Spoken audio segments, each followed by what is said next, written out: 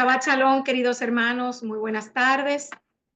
Le damos la bienvenida a esta enseñanza en el día de hoy. Vamos a hablar de la fiesta de Hanukkah, la fiesta de las luces. Y el título que le he dado a esta reflexión es: ¿debo o no, como creyente, celebrar la fiesta de Hanukkah? Como estaba compartiendo con los hermanos que estamos aquí hoy reunidos, la intención no es darle versículos bíblicos para que usted se vea en la obligación de celebrar la fiesta, no. La intención es que juntos analicemos con la escritura cuál es el fundamento real, qué hay detrás de esta celebración, y de ahí usted, a través del Espíritu del Eterno, del Ruach HaKodesh, mirar si usted debe o no celebrar esta fiesta.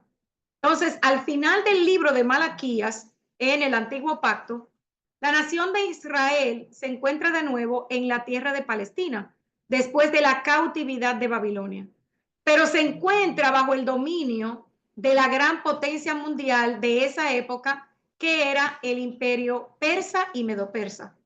El templo había sido restaurado en Jerusalén, aunque era un edificio mucho más pequeño que el que construyó y adornó Salomón. Sabemos de la gloria y el esplendor que tenía el templo de Salomón. Este era mucho más pequeño. Entonces, el templo, la línea de Aarón, seguía adorando y cumpliendo los rituales sagrados en este momento, como había ordenado la Torá. Había una línea directa de descendencia del sacerdocio que todavía podía trazarse hasta el tiempo de Aarón. Pero la línea real de David se había encontrado en una mala época. El pueblo sabía quién era el sucesor legítimo de David, y su nombre aparece en los libros de Ageo, Zacarías y Malaquías.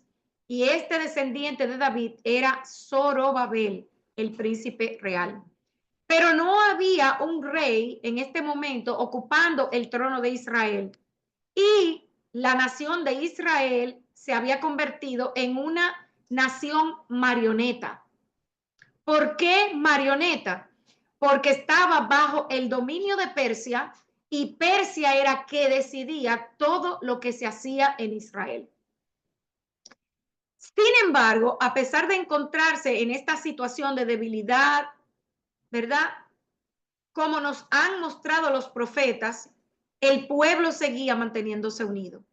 No había división política, no había facciones entre ellos, y ni estaban divididos en grupos o partidos. Le estoy hablando de este momento que vamos a analizar, donde entra luego los macabeos. Entonces, primero, no los macabeos, estoy hablando del tiempo todavía del profeta Malaquías. O sea, estoy hablando antes de que veamos lo que nosotros habíamos aprendido en el antiguo campamento, de que habían 400 años de silencio en la escritura, lo que ahora vemos que es una falsedad.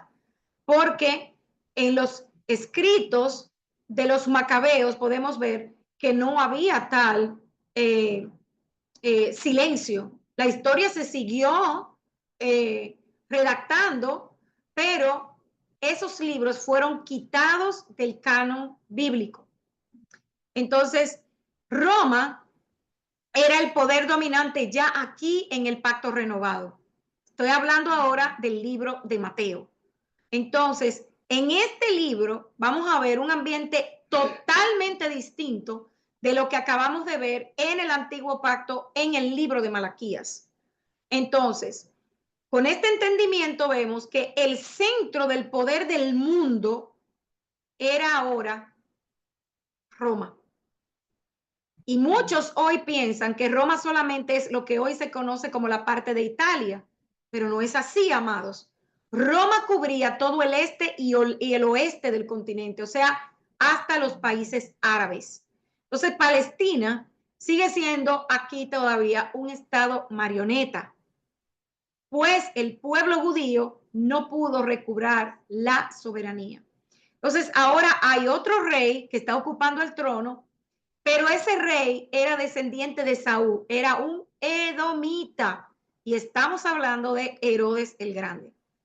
Entonces, los sumos sacerdotes, ya aquí en esta época, seguían siendo la autoridad religiosa en el templo, pero un problema. Ya aquí, los sacerdotes no eran de la línea de Aarón. Ya aquí no se podía trazar la línea directa hasta llegar a Aarón. Y el sacerdocio y todo lo que tenía que ver con el sumo sacerdote era comprado. Eran posiciones puramente que ellos iban donde los líderes romanos y cualquiera podía ser sumo sacerdote. Compraba la posición y era otorgada por Roma. Algo totalmente abominable y aborrecible por el Eterno, porque el Eterno dijo que los sacerdotes siempre tenían que venir de la línea de Aarón. Entonces, el templo seguía siendo el centro de adoración judía, a pesar de que el edificio había sido parcialmente destruido y reconstruido media docenas de veces desde el final de lo que conocemos como el Antiguo Pacto. Pero ahora las sinagogas habían surgido en todas las ciudades judías y parece ser que a pesar de que tenían el templo, la vida, el centro de la adoración judía pasó del templo ahora a las sinagogas. Y para entender eso tendríamos que irnos un poco más a lo que sucedió en Babilonia, cuando los judíos fueron llevados a Babilonia, donde ahí es que surgen los sabios y ahí es que surgen las sinagogas. ¿Por qué? Porque como no tenían templo para adorar y ellos querían mantener la adoración pura y el pueblo unido, entonces surgen los que son los sabios y las sinagogas. Entonces, en vez, hermanos, de cuando ellos regresan a la tierra, todo volver a ser como antes y llevar todo a la adoración del templo, se queda entonces siendo la sinagoga los centros de adoración a partir de ahí. Entonces, todo esto tenemos que conocerlo para que podamos entender el por qué hoy el pueblo judío estudia más el Talmud, estudia más o sea, ellos tienen incluso libros y mandamientos que dicen que vale más la palabra de un sabio que la Torah misma. Y eso, hermanos, hay que respetarlo. No vamos a hablar de eso ahora, pero es contrario a lo que dice la palabra, porque la Torah tiene que ser el centro de nuestra vida. Entonces, el pueblo ahora aquí, contrario a lo que vimos en Malaquía, que estaba totalmente unido, aquí sí ya había tres partidos principales. Dos de ellos, los fariseos, y eran mucho más destacados. El tercer grupo eran los esenios. Entonces, a pesar de que no llegaron los esenios a ocupar un lugar de gran prominencia, ellos contaban con una mayor importancia. ¿Por qué? Porque los esenios, ellos sí guardaban todavía la adoración pura y verdadera. Y como ellos no reconocían a los que estaban liderando el templo, ellos se salieron de la ciudad y se fueron a vivir en las cavernas. Y ellos fueron los que escribieron los rollos que hoy se han encontrado en las cuevas cerca del Mar Muerto. Y sabemos que esos rollos fueron descubiertos por un pastor jovencito árabe que encontró unos rollos, dio voz de aviso y entonces se encontraron mucho más rollos cerca del Mar Muerto. Entonces, ¿qué sucedió durante estos 400 años que nosotros conocimos en el campamento anterior como los años de silencio? Después de que vemos la historia y el relato inspirados, ¿verdad? ¿Cómo recordaremos? Pablo dijo en su epístola a los hermanos de Gálatas, pero cuando vino el cumplimiento del tiempo, Dios envió a su Hijo, nacido de mujer y nacido bajo la ley. En otras palabras, el momento del nacimiento de Yeshua fue la hora fijada por el Eterno. Sin embargo, Algunos de los preparativos tuvieron suceso o sucedieron, mejor dicho, durante estos años de silencio, que supuestamente no encontramos absolutamente nada en la escritura. Vuelvo y digo, no hay tales 400 años de silencio porque vemos que la historia del pueblo continuó sucediendo y tenemos los registros en los 4 libros de los Macabeos. Entonces, después de que Malaquías acaba sus profecías y se cierra el canon, o sea, lo que conocemos hoy como el Antiguo Pacto, cuando se cumplía el número de los libros del Antiguo Pacto y los profetas inspirados dejaron de hablar, el Eterno permitió que transcurriese un periodo de tiempo para que las enseñanzas del Antiguo Pacto penetraran en el mundo. Durante ese tiempo hubo una nueva disposición de las escenas en la historia de manera muy parecida como los encargados de un escenario, ¿verdad? Bellamente todo adornado y preparado por el Eterno.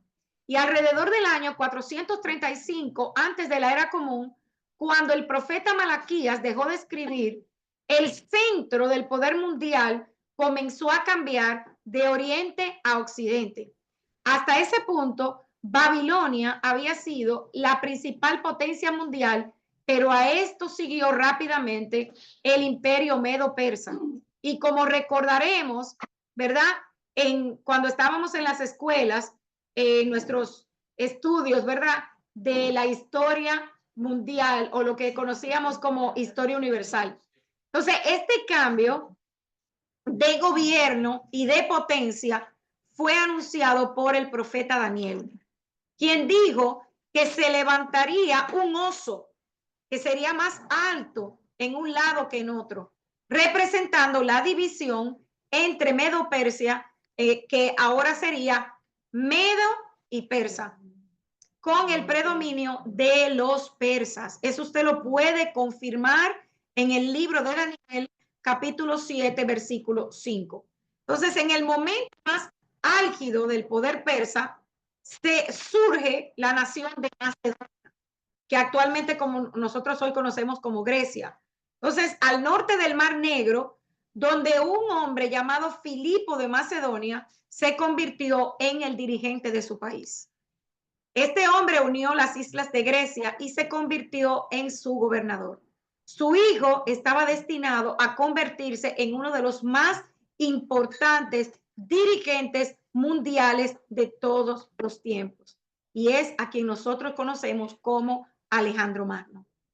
Entonces, en el año 330 antes de la era común, una terrible batalla entre los persas y los griegos cambia radicalmente el curso de la historia.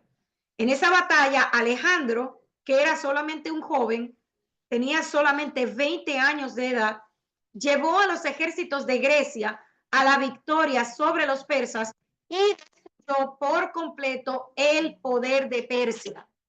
Entonces, el centro del poder mundial cambia nuevamente de Persia ahora a Grecia. Y es aquí cuando inicia el griego. Un año después de esta batalla histórica, Alejandro Magno guió a sus ejércitos hasta el mundo sirio en dirección a Egipto y de camino planeó sitiar la ciudad de Jerusalén. Al acercarse los ejércitos victoriosos a esa ciudad, les llegó noticia a los judíos que estaban en Jerusalén de que los ejércitos venían de camino. Entonces, el sumo sacerdote en aquel tiempo, que era un hombre muy santo, un hombre que amaba al Eterno, llamado Yadua. Este hombre se menciona en el libro de Nehemías, por si ustedes quieren tener algún tipo de referencia. Él toma los escritos sagrados de Daniel y, acompañado por un grupo de sacerdotes ataviados con sus vestiduras blancas, fue y se encontró con Alejandro Magno a cierta distancia de la ciudad de Jerusalén.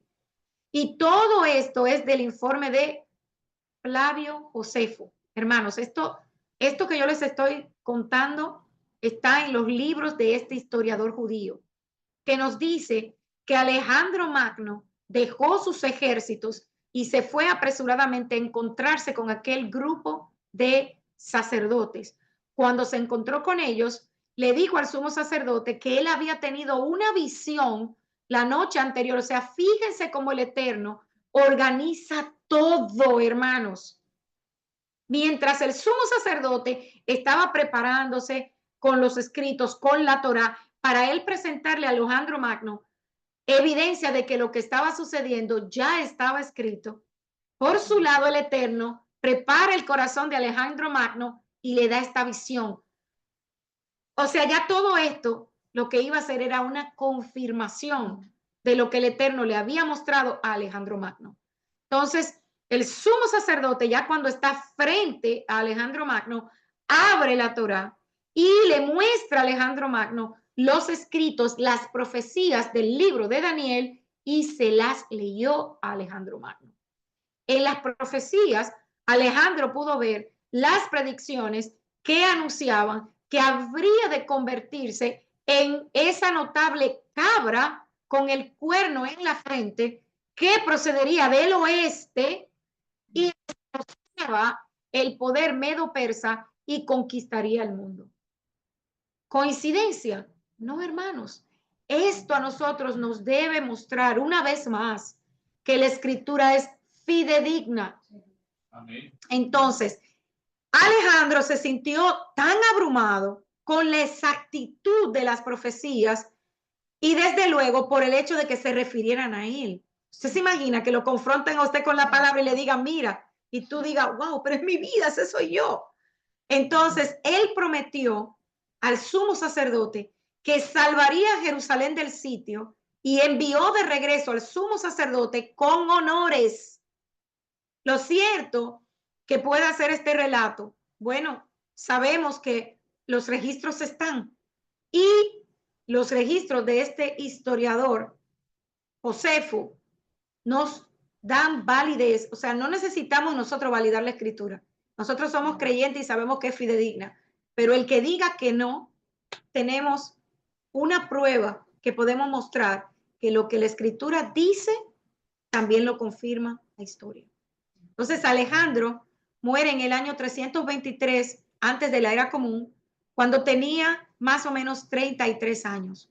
Bebió tanto que murió en la mejor etapa de su vida, entristecido por no tener más mundos que conquistar. Después de su muerte, su imperio quedó destrozado por causa de las divisiones y debido a que él no había dejado un heredero. Su hijo había sido asesinado con anterioridad, por lo que no hubo una línea directa de Alejandro que heredara su imperio. Sin embargo, después de algún tiempo, los 4 generales que habían dirigido sus ejércitos se dividieron su imperio entre ellos. 2 de ellos son especialmente importantes para nosotros. Uno de ellos fue Ptolomeo, que consiguió Egipto y los países del norte de África, y el otro fue Seleuco, que ganó Siria, el norte de Palestina. Durante este tiempo, Palestina fue anexada por Egipto y sufrió grandemente a manos de Ptolomeo. De hecho, durante los próximos 100 años, Palestina se vio atrapada como en una pitácora de carne por causa de las interminables luchas, guerras, conflictos entre Siria al norte y Egipto al sur. Entonces, si hemos en algún momento leído las profecías de Daniel, recordaremos que Daniel pudo, por inspiración, ofrecer un relato exacto y detallado de los puntos más destacados de estos años de conflicto entre el rey del norte, que era Siria, y el del sur, que era Egipto. Y el capítulo 11, léalo si usted no ha tenido la oportunidad de hacerlo, de Daniel, nos ofrece un relato asombrosamente exacto, algo impresionante, porque a Daniel se le da todas estas profecías años, muchos años antes de que todo esto sucediera. Entonces, durante este tiempo había ido en aumento la influencia griega en Palestina y surgió un partido entre los judíos llamado los helenistas, que estaban ansiosos por introducir a la nación, ¿verdad? A Israel, la cultura, el pensamiento y todo lo que tenía que ver con Grecia.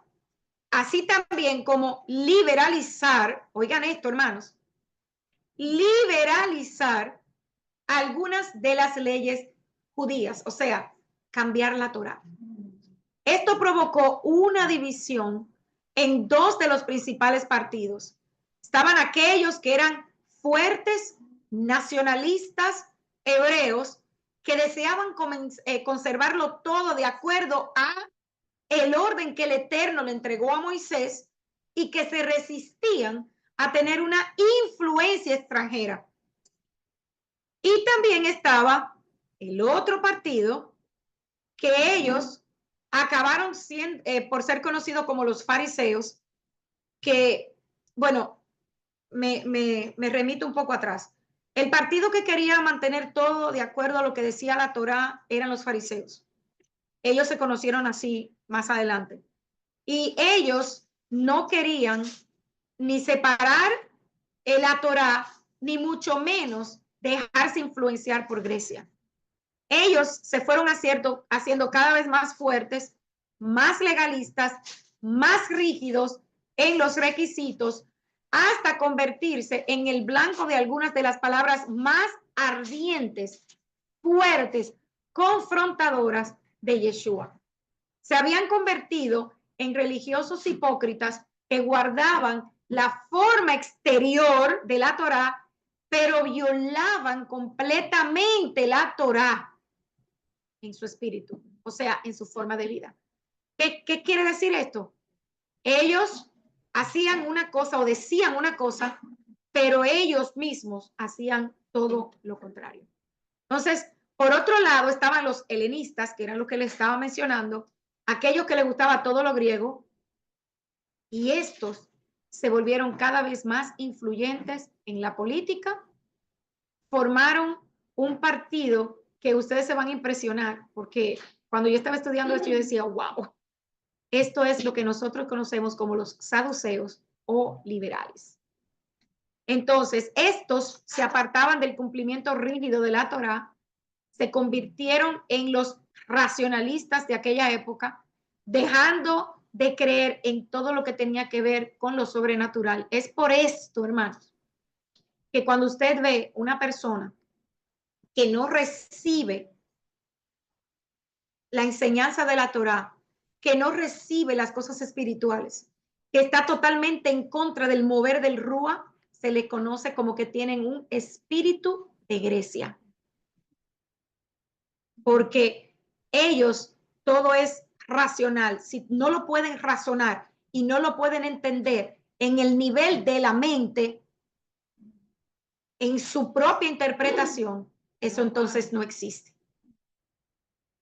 Es por eso que Pablo, recuerdan que hay una palabra en la escritura que dice que lo espiritual solamente se le revela a aquel que realmente tiene el espíritu de Adonai en él. Entonces, estas personas no creen en lo sobrenatural. Los saduceos no creían en la resurrección, no creían en los ángeles, no creían en el mover del Espíritu Santo.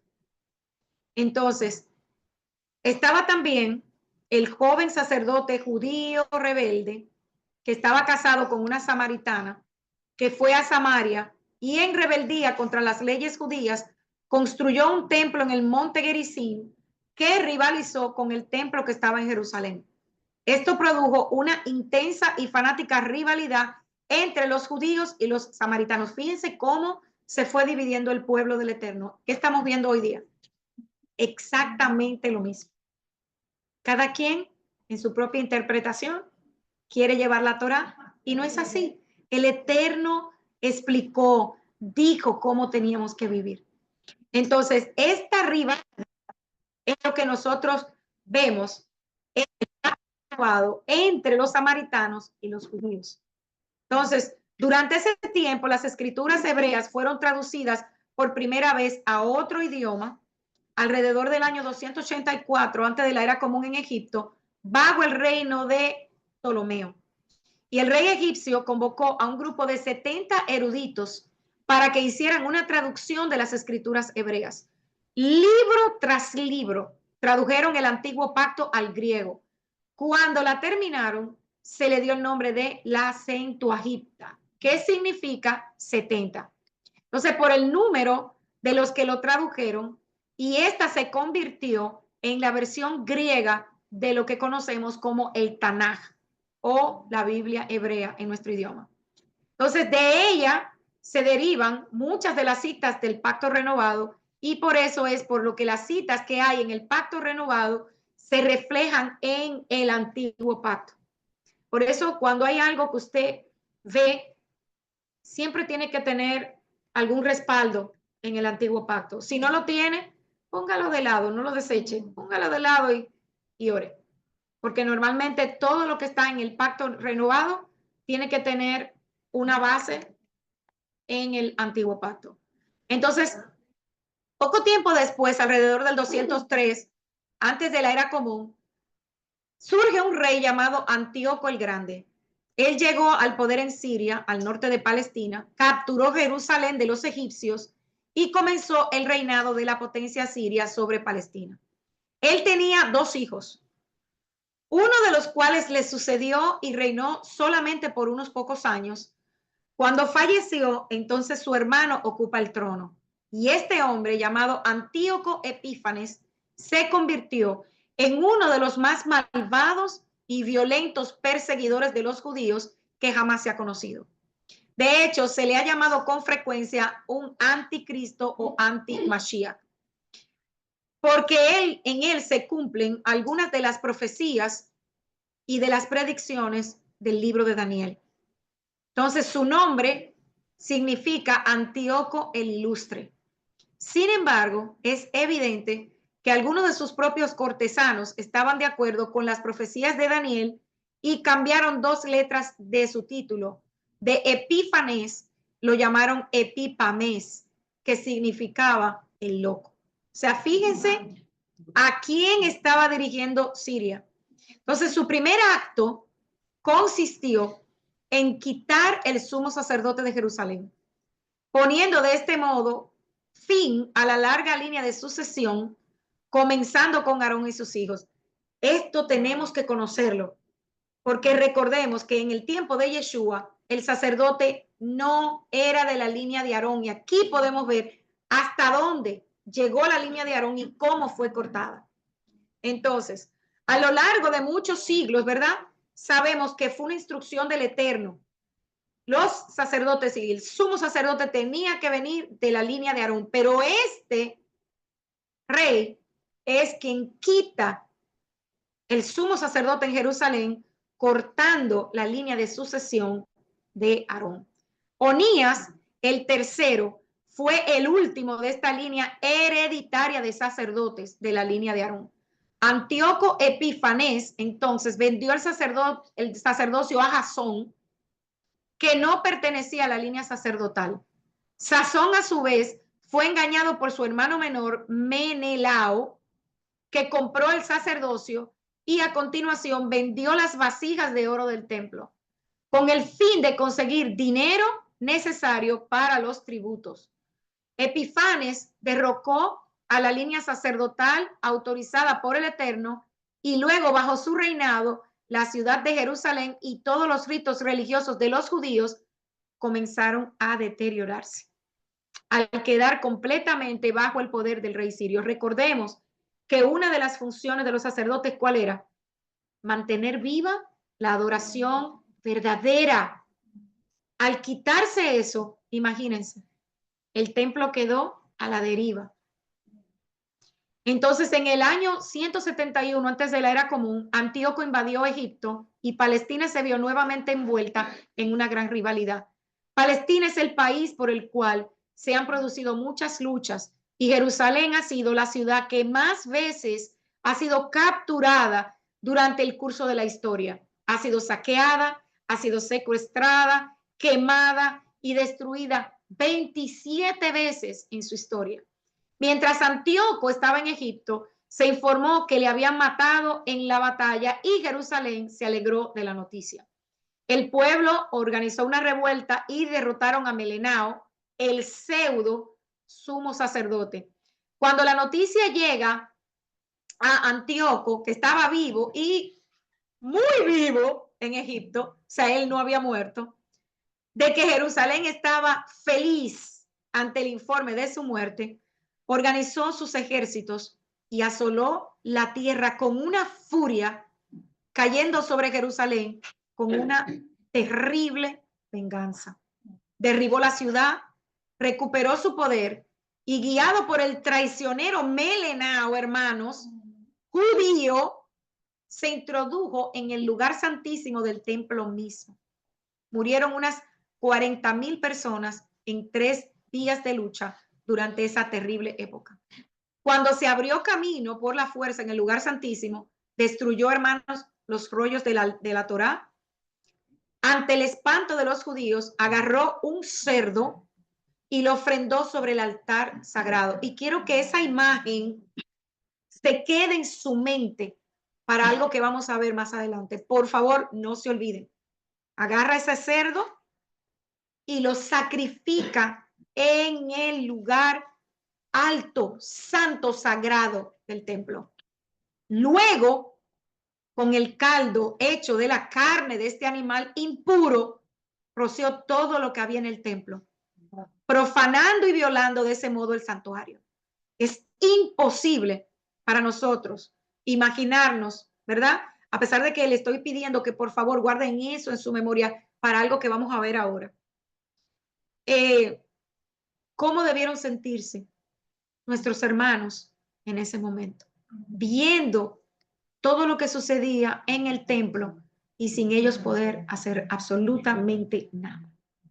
Fue el acto de profanar el templo a lo que se refiere el Eterno, si es Yeshua, como la abominación desoladora que había anunciado Daniel y que también se hace referencia en Mateo 24:15.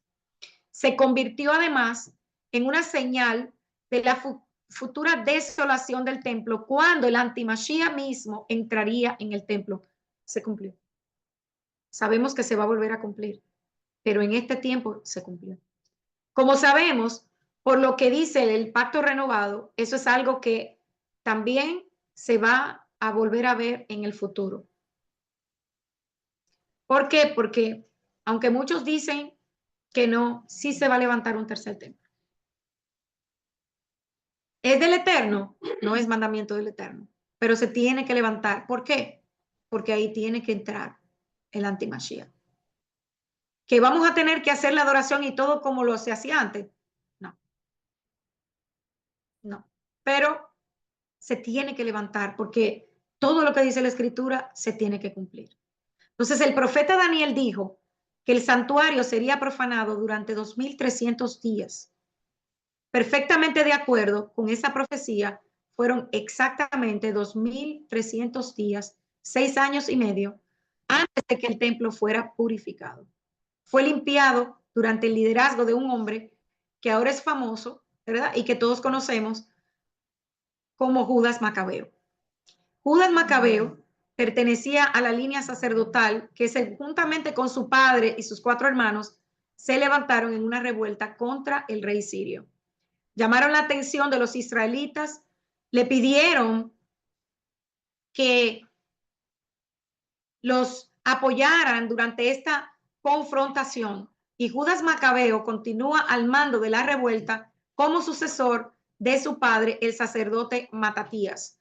Judas consiguió una cierta independencia para su nación ante el poder de Antíoco, recobró y purificó el templo de Jerusalén e hizo una alianza que no duró mucho con el ascendente poder de Roma.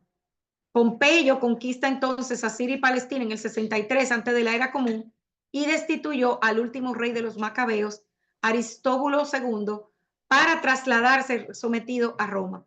Sin embargo, Pompeyo y otras autoridades romanas reconocieron en alguna medida la religión judía y la jurisdicción de los macabeos. Por lo tanto, a los herederos de los macabeos se les confirieron los títulos de sumo sacerdote y fueron los líderes hasta el 40 antes de la era común. Roma designó a Herodes, rey de Judea, Y aunque Herodes estaba ligado con una, ¿verdad?, línea de descendiente de los macabeos, por lo tanto, sus dos hijos pertenecían a esa ilustre línea, a ese linaje. Él mismo puso fin a la vida de sus hijos. Herodes mentalmente tampoco estaba bien. Él siempre tenía delirio de persecución y por ese delirio de persecución mató a sus propios hijos. Entonces, es en este ambiente que nace Yeshua. Es justamente en medio de todo esto, los judíos peleando con los saduceos, Herodes en el poder, toda esta crisis que estaba viendo y viviendo Israel, que a nuestro Adón Yeshua.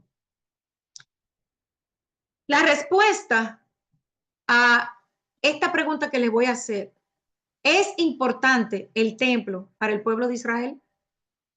¿Por qué los macabeos limpian el altar? La respuesta voy a tomarla del libro de Segunda de Macabeos, capítulo 10, que dice así. Macabeo y sus partidarios, guiados por el Señor, recuperaron el templo y la ciudad. Derribaron los altares erigidos por los extranjeros en la vía pública y también los recintos sagrados. Una vez purificado el templo, construyeron otro altar.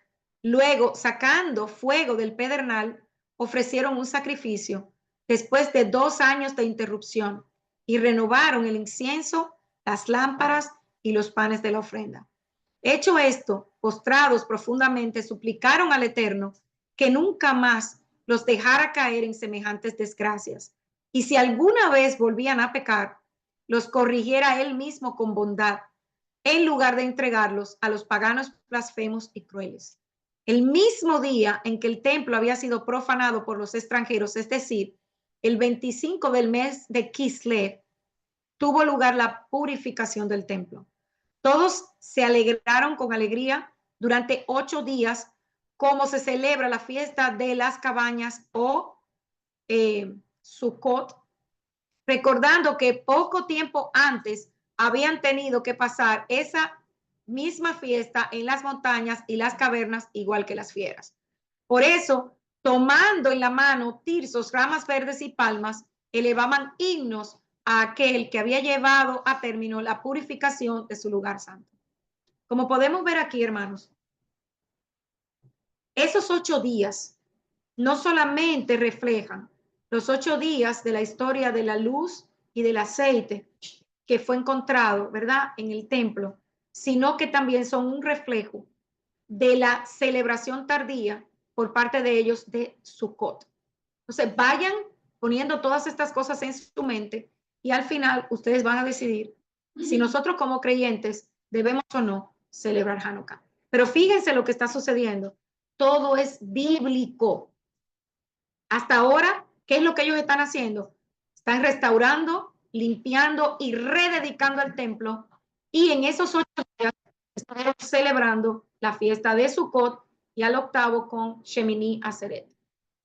Entonces, la Biblia, la Escritura deja muy en claro que el Eterno creó el hombre y que lo creó para su gloria. Por lo tanto, el propósito fundamental del hombre, según la Escritura, es glorificar al Eterno. Y según este relato, ellos lo que querían era volver a traer al templo la adoración verdadera para seguir exaltando al Eterno. Desde el relato en Génesis sabemos que el Eterno creó a Adán con la función de ser sumo sacerdote, de ser mayordomo, o sea, de administrar la tierra, los bienes. ¿Para qué? Para que hubiera adoración. ¿Tuvo que haber cambios? Claro que sí. El pecado interrumpió por un tiempo lo que podríamos decir que eran los planes del Eterno, pero el Eterno siempre tiene el control de todo. Es por esto que vemos el tabernáculo, ¿verdad?, donde el Eterno se movía de su pueblo y más tarde el templo. Entonces vemos que la función, el origen de todo lo que el Eterno quería con el hombre desde el principio siempre ha sido eso, que nosotros le adoremos, levantemos adoración. El altar, en sentido figurado, es el lugar de consagración, de acuerdo a Romanos capítulo 12, versículo 1, donde nosotros como creyentes demostramos en forma pública nuestra absoluta dedicación al Eterno. Es por esto que ellos se esforzaban tanto en limpiar, tuvieron que romper todo lo que quedaba del templo y volverlo a levantar. Por eso es cierto que la historia solamente se encuentra en el Talmud. Ellos encuentran una botella con el aceite, sabemos el proceso por el que tenía que pasar el aceite, y esa botella solamente estaba destinada, de acuerdo a la historia, a durar un día, o sea, a encender la lámpara un día. Sin embargo, duró 8 días. Entonces, ¿cuáles son los sacrificios que nosotros como creyentes tenemos que traer al altar? Hebreos 13:15 dice que ofrezcamos siempre al Eterno por medio de nuestro Adón Yeshua sacrificios de alabanza, es decir, frutos de nuestros labios, que confesemos con nuestra boca que le amamos, que le servimos, que no olvidemos para qué fuimos creados. Primera de Samuel también 15 del 22 al 23 dice: se complace el Eterno tanto en los holocaustos y víctimas como en que se obedezcan las palabras de Él. Ciertamente el obedecer es mejor que los sacrificios y el prestar atención que la grosura de los carneros. Porque como pecado de adivinación es la rebelión y como ídolos e idolatría la obstinación. Por cuanto tú desechaste la palabra del Eterno, Él también te ha desechado para que no seas rey. Entonces, el altar es el lugar donde nosotros nos encontramos con el Eterno. Cuando el templo fue destruido y se movió todo lo que tenía que ver con el templo, los hogares, el altar hoy día es nuestra mesa, donde nosotros nos sentamos en el Shabbat. Es por eso que también tenemos que ser muy cuidadosos con lo que se habla, porque ese es nuestro altar. Ahí es donde estamos invocando en nuestros hogares el nombre del Eterno. Entonces, tenemos libre acceso de venir al altar, de hablar con el Eterno a través del sacrificio de Yeshua. Presentamos ahora sacrificio vivo. ¿Qué es el sacrificio vivo? Nuestra adoración, nuestras oraciones, nuestros cánticos, nuestro servicio. Muchas veces quizá usted puede decir, pero yo no tengo don. Sí, todos tenemos un don. Todos nacimos equipados para adorarle.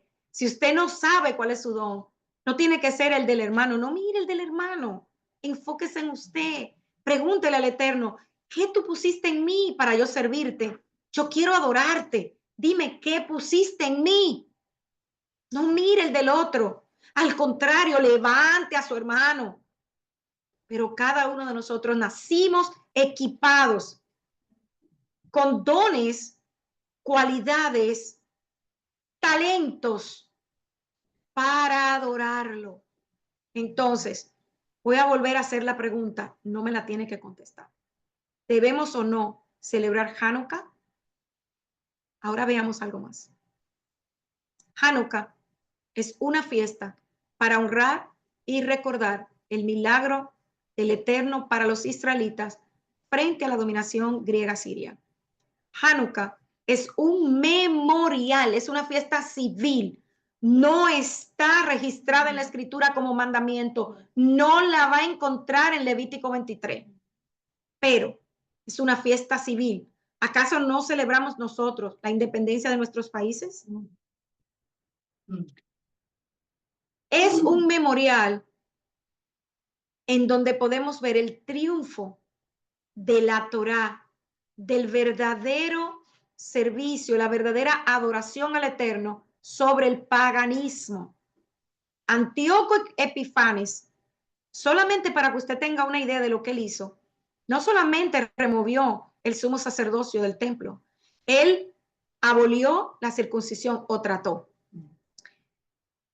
que guardáramos Shabbat, que nosotros pudiéramos guardar las fiestas del Eterno. Ordenó al pueblo de Israel a comer cerdo y todo lo prohibido. Profanó el templo con la estatua de Zeus, con orgías y todo tipo de descontrol sexual. Promovió la unidad del mundo, el globalismo, que es lo que estamos viendo hoy día.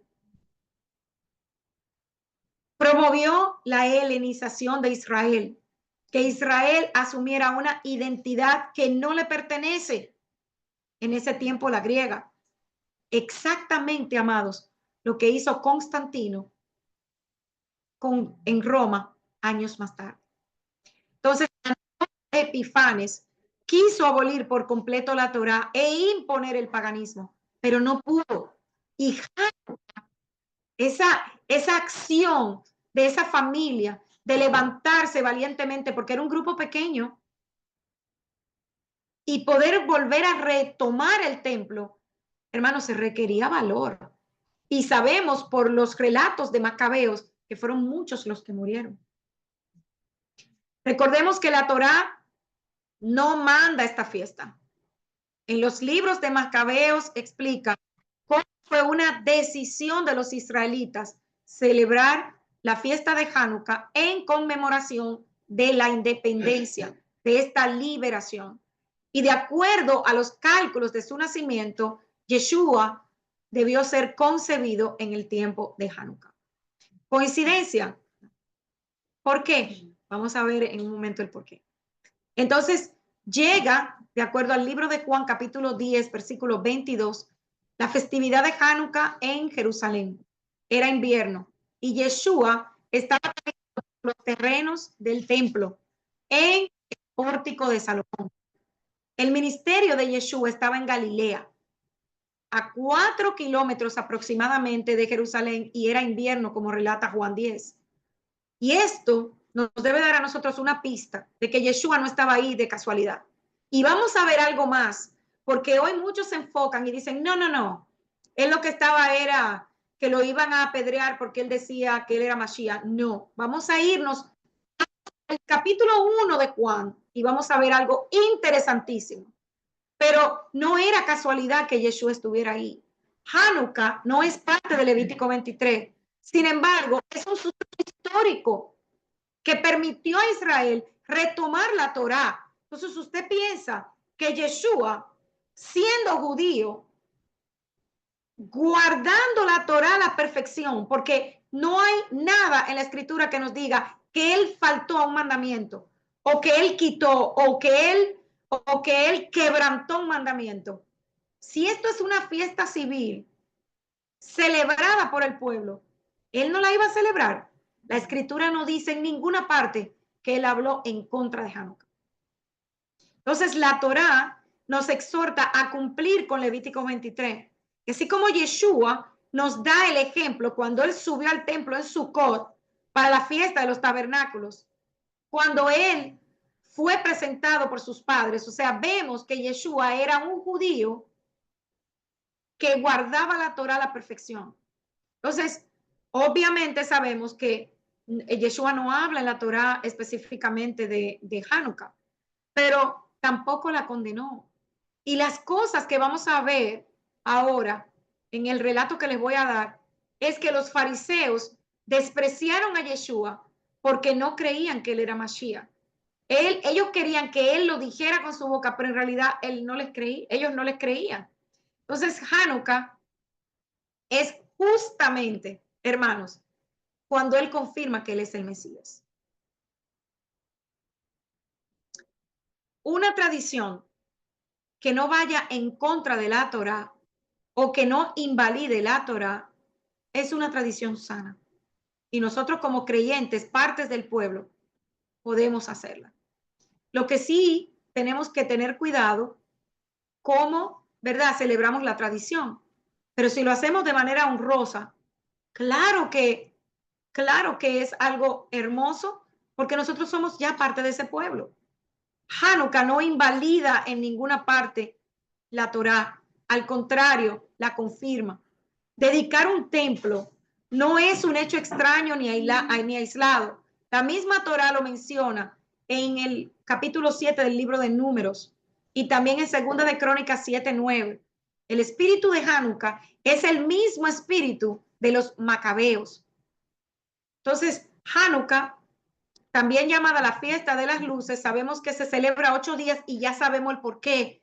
Porque el contexto de lo que ellos estaban haciendo en ese momento era celebrando tardíamente la fiesta de Sukkot. Entonces, la tradición judía, como mencioné, narra un milagro. Pero hermanos, sea o no, esté o no registrado en la Torá, Recordemos que hay cosas, relatos que nuestro pueblo, nuestros hermanos guardan de cosas que sucedieron, como lo hicieron los egipcios, como lo hicieron los babilonios.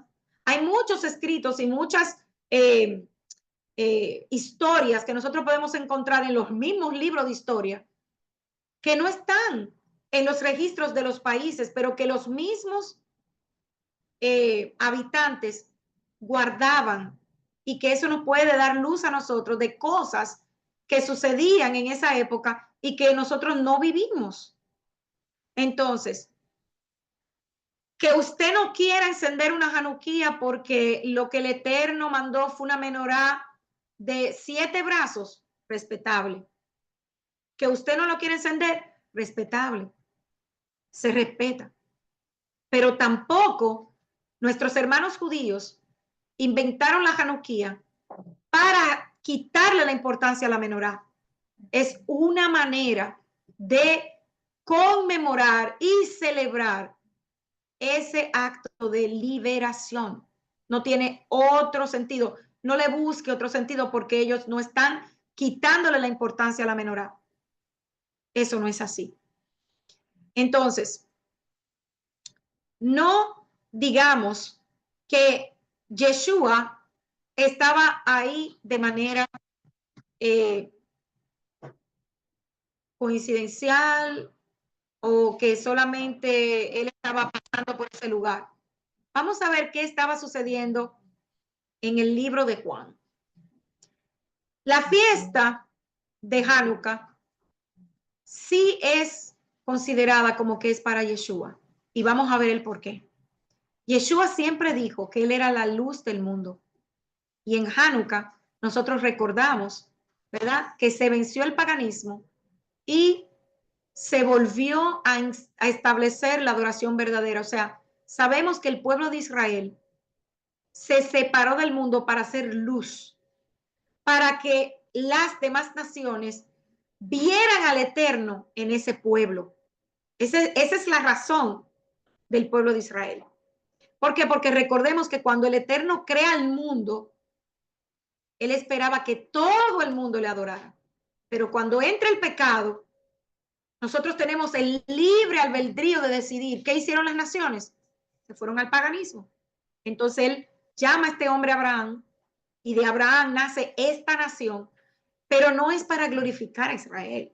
El que crea eso, perdóneme, pero no es así. Todo es para la adoración del Eterno. Israel fue creado para hacer luz a las naciones, para que en ellos nosotros podamos ver al Eterno, cómo el Eterno obra con su pueblo cuando su pueblo es obediente. Entonces, vamos a ver, en el libro de Juan, es el único lugar que se menciona a Yeshua estando en el pórtico de Salomón en la celebración de Hanukkah, de acuerdo a Juan capítulo 10. Pero vamos a ver un punto interesante, porque yo me puse a mirar y yo dije, ok, Yeshua en este libro está diciendo esto, y me fui al principio. Y miren lo que encontré. Yeshua, de acuerdo al capítulo 10, versículo 22 de Juan, iba a ser apedreado porque él confirmó ser el Mesías esperado. Pero vamos a ver qué pasaba anteriormente. Hermanos, vimos desde el principio de esta reflexión que el pueblo estaba muy, pero muy apercibido con lo que eran las profecías de Daniel, ¿correcto? Ellos sabían que en el tiempo de Yeshua aparecería el Mesías en la tierra.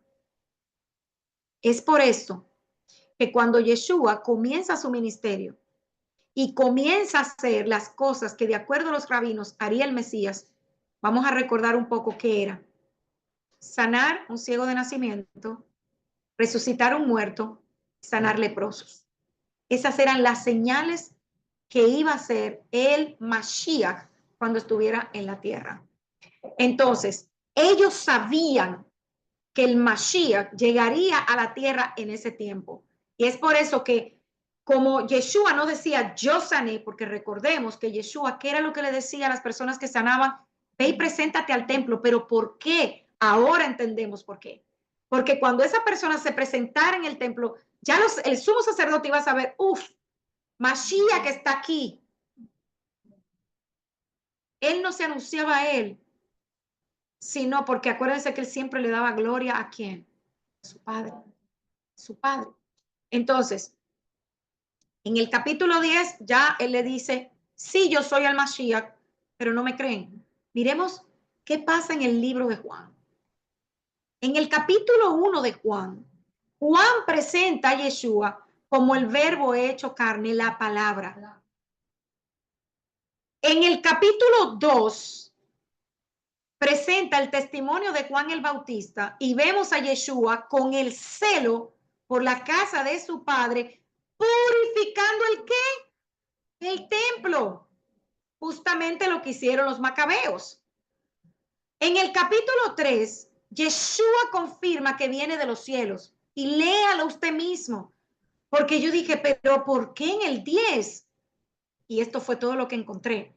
En el capítulo 4, Yeshua se presenta como el agua de vida, el Salvador del mundo. En el capítulo 5, se presenta como el Hijo de Dios. En el capítulo 6, como el pan que vino del cielo. En el capítulo 7, habla de ríos de agua viva que nacerían en nuestro interior. Exactamente, el Espíritu del Eterno que habitaría en nosotros y poníamos en él. En el capítulo 8, Yeshua es la luz y muestra su preexistencia.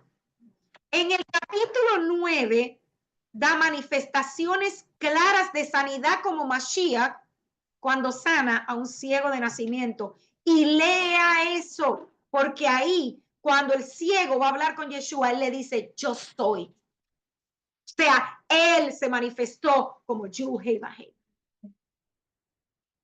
Y en el capítulo 10, se reconoce como el buen pastor y él mismo como Mashiach. Fíjense la antesala de lo que está sucediendo hasta llegar al evento en el pórtico de Salomón. Entonces podemos pensar que Yeshua estaba ahí por casualidad. No, él ya estaba manifestándose como quien era. Él nos estaba dejando en claro quién era. Entonces este libro, Juan, es un libro muy importante para nosotros. Entonces, Hanukkah es una oportunidad que tenemos cada uno de nosotros de rededicar nuestra vida al Eterno. Padre, ¿en qué te estoy fallando? Padre, ¿cómo puedo mejorar? ¿Qué puedo hacer para ser un mejor siervo? Padre, ¿cómo puedo servirte mejor? ¿Cómo ayudo a mi hermano? ¿Cómo levanto al que está caído? Padre, necesita aquel enfermo que ore. Padre, aquella mujer que está sola, la viuda, los ancianos. Padre, ¿cómo puedo hacer mejor para ti? Y es muy necesario reconocer en estos días que hemos sido inmundos, que pecamos, porque cada uno de nosotros peca día a día. Entonces, tenemos la oportunidad de rededicar nuestra vida a Él, de enseñarle a nuestros hijos la palabra, de sentarnos con ellos y decirle, mira, esto fue lo que sucedió en ese tiempo, mira todo lo que ha pasado el pueblo, para poder mantener viva la adoración del Dios verdadero. Entonces, muchas veces nos enfocamos en cosas que verdaderamente no tienen nada que nos edifiquen. Utilicemos este tiempo para en realidad hacer cosas que edifiquen nuestras vidas, que edifiquen al hermano, que podamos ser verdadero testimonio. Porque recuerden que si usted está diciendo que usted cree en el Eterno, ojos lo ven. Y las personas dicen, ay, pero mira cómo ella dice que lo adora, pero mira la vida que lleva. Entonces, este es un tiempo en donde nosotros podemos meternos con el Eterno y decirle, Padre, si todavía no tengo una relación verdadera, íntima contigo, enséñame, dime, ¿cómo hago para cambiar? ¿Cómo puedo entregar mi cuerpo y mi alma a ti verdaderamente? ¿Cómo me alejo más del pecado? ¿Cómo puedo ser más provechosa para mis hermanos? Redediquemos nuestro altar, redediquemos nuestra vida y presentémonos trayendo una ofrenda de alabanza, sacrificio vivo, santo, agradable al Señor, como dice la Escritura. Y si te sientes alejado del Eterno, regresa a su luz. Utilicemos este tiempo para verdaderamente hacer cosas que nos restauren y que podamos mantener el fuego encendido de nuestro altar para el Eterno. Shalom, shalom. Y que esa luz brille en nosotros, como dijo Yeshua. Yo soy la luz del mundo, nosotros seamos luz a las naciones, al mundo. Amén y amén. Bueno, hermanos, gracias por estar hasta este momento con nosotros. Esperamos que esta reflexión sirva para que usted tome una decisión. Nadie puede decirle lo que usted tiene que hacer o no. Utilice esta pequeña reflexión y de ahí usted decide si debe o no celebrar Hanukkah. Shalom.